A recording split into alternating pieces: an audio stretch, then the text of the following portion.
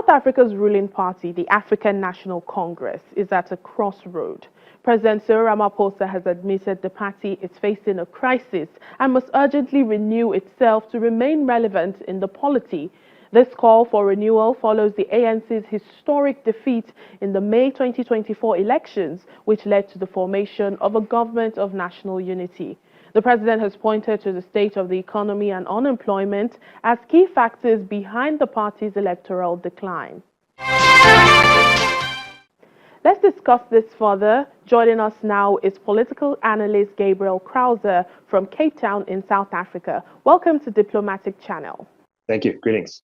What do you think were the key factors responsible for ANC's electoral decline? I mean, how has the state of the economy and unemployment played into this? Yeah, I think that is exactly right. The South African Institute of Race Relations, of which I'm a fellow, has commissioned polling from random groups of people using the best statistical scientific methods for over a decade. And every time unemployment comes back as the biggest problem in South Africa. We have the highest official unemployment rate on average in the world over the last decade of any country that is not at war. And I think that a lot of people quite rightly see that while the ANC did really great work in the 90s and the 2000s under Nelson Mandela and Thabo Mbeki, it started to go astray, both in terms of its policy and in terms of its personnel. So there were individuals that were corrupt, but there were also laws, regulations, rules of the road, red tape that was getting in the way of business. And together that had the combined effect of really keeping millions and millions of people out of work. And for a brief sense of how bad it is, most men, I'm a man of 35 years old, most men my age or younger, 60% do not have jobs. Over 1.5 million have definitely never had a job, and that number climbs every time Stats SA, the official government body, comes back with new statistics. So as long as that's the case, as long as unemployment is as bad as it is, I think the ANC's popularity is going to continue to decline.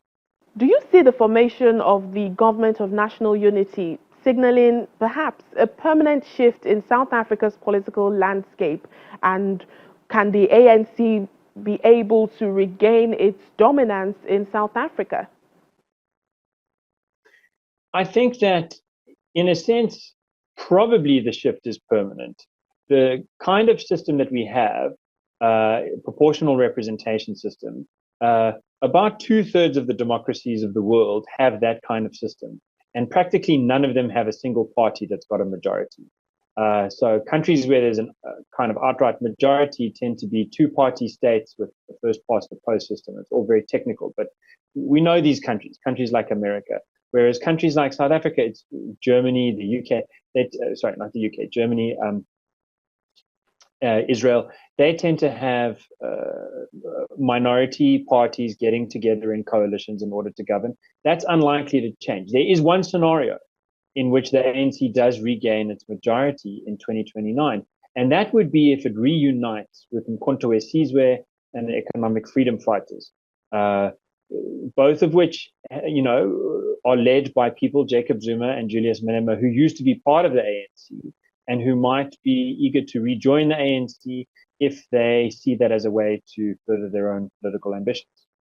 Now, during the 113th ANC anniversary, President Ramaphosa talked about renewal. Help us understand, what does this word renewal mean in practical terms for the ANC? Perhaps the party should be worried for its future? I think it's highly unlikely.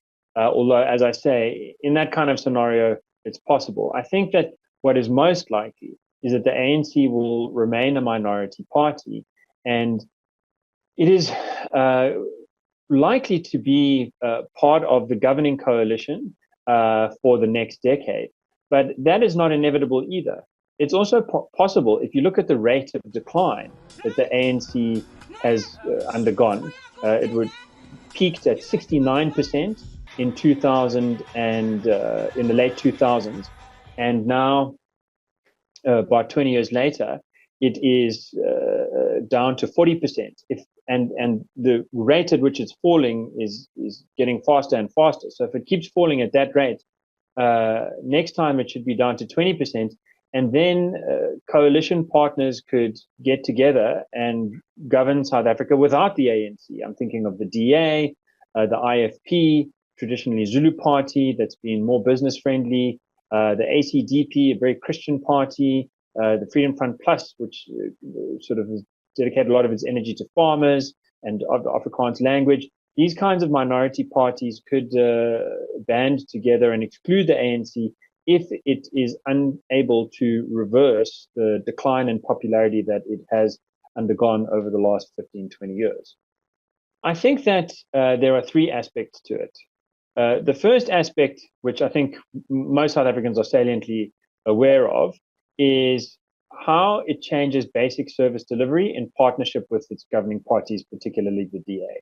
So electricity has been a huge issue in South Africa. We had these rolling blackouts called load shedding that started in 2008, but they really got very bad from about 2017, 2018. And for days in a row, some places were having no electricity, and every day the lights would be off for 6 hours at a time, or 6 hours over the course of the day for most of the country.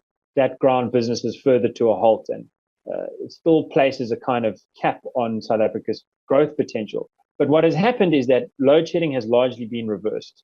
Partly that's because just businesses have run away, and so there's less demand. But partly it's been through smart interventions, through allowing private investors to set up their own mass solar panel battery complexes, through tax incentives to drive businesses to go off grid and so on.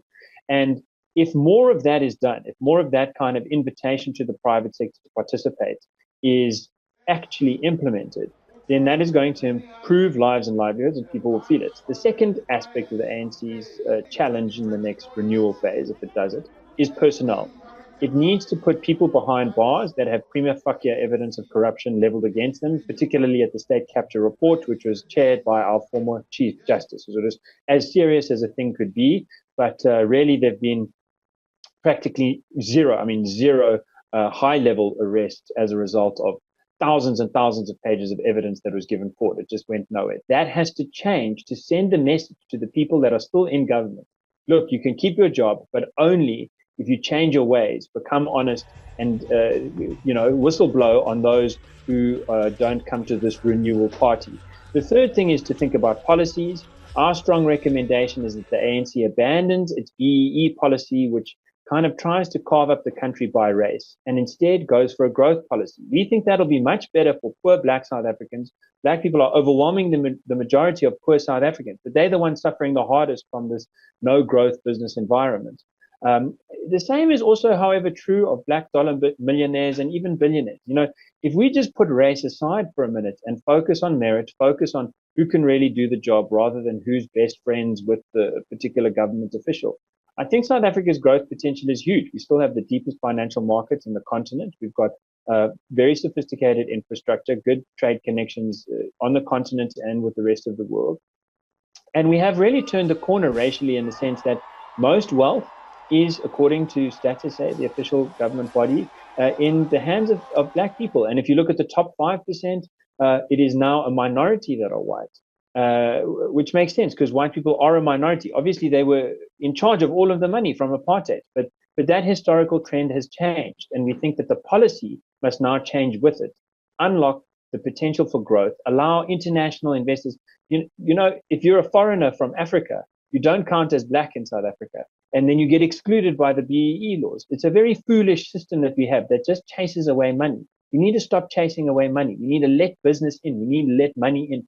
Money makes things that make jobs, that make people happy, that people want to spend on. So we think that's the direction that the ANC needs to focus on. If they do that, personnel, policy, and real service delivery improvement, their prospects for staying in power for the next generation are extremely strong.